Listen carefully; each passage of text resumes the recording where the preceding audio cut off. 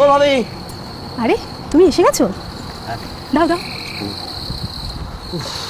দাঁড়াও। কি গরম। তোমার জন্য কুয়ো থেকে ঠান্ডা জল তুলে এনেছিলাম। আচ্ছা, দাও। মুখ ধুয়ে নাও।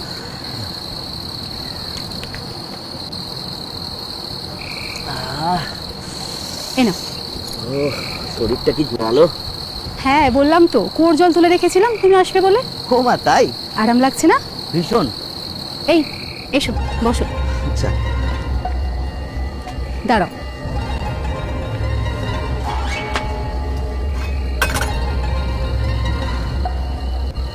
নাও ধরো। এটা কি? আহ, খাও না, সেদিনের শরবত তোমার ভালো লেগেছিল না? কেমন লাগছে? দারুণ। আজ আরো বেশি ভালো লাগছে। আরো অনেক কিছু দিয়েছো, তাই না? এসো তো, এসো ঘরে এসো। বসো। বলো। বাবা, তোমার তো দেখছি বাড়ি যাওয়ার জন্য আর তর্স হয়েছে না। কতক্ষণে গিয়ে বিবি আর বেটির মুখ দেখবে, তাই তো?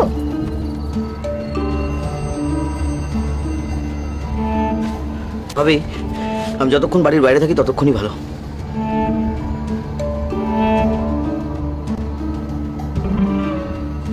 কেন, কি হয়েছে গো? সকালে দেখলাম কেমন যেন আনবো না, নিজের মনে বিড়বিড় করে হেঁটে আসছো। এখন দেখছি মুখটা বেজাল করে আছো। কি হয়েছে? রাখির সঙ্গে ঝগড়া হয়েছে? আর বলো না, একে শাদি করাটাই আমার ভুল হয়ে গেছে গো ভাবি। কেন, কি হলো? কি হয়নি বলো? ওই তো পেতনির মতো দেখতে, তারপর আবার। তা ওর দোষ কি বলো?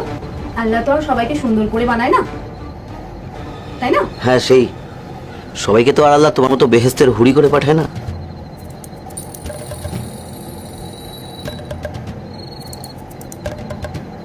বাবা, আমি তাহলে তোমার কাছে বেহেস্তের হুড়ি? ভাবি, তোমার সবেতেই খালি আর কি। আচ্ছা বাবা, বলো বলো, কি হয়েছে বলো তো। কি আর বলবো, তারপর আমাকে একটা বেটাও দিতে পারলো না। তা ঠিক, তোমার তো আবার খুব বেটার শখ ছিল না? এখন তো দিন রাত ওই মেয়েটাকে নিয়ে মেতে থাকে। বুঝেছি, তোমার উপরে কোনো নজর নেই, তাই তো?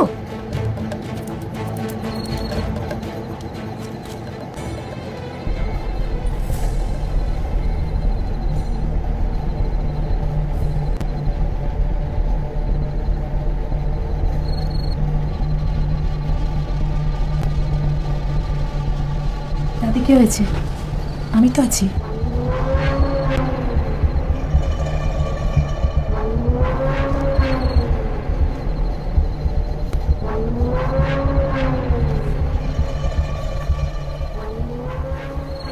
ভাবি, কি জন্য ডেকেছিলে বলো? হ্যাঁ দাঁড়াও।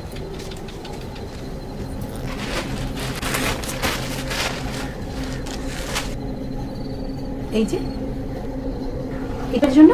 এটা তো ছেঁড়া। হ্যাঁ তাই তো, এটা সারিয়ে আনতে হবে। আমি আজই যাবো ভেবেছিলাম, আসলে ঘরের কাজ ছাড়তে ছাড়তে না দেরি হয়ে গেল।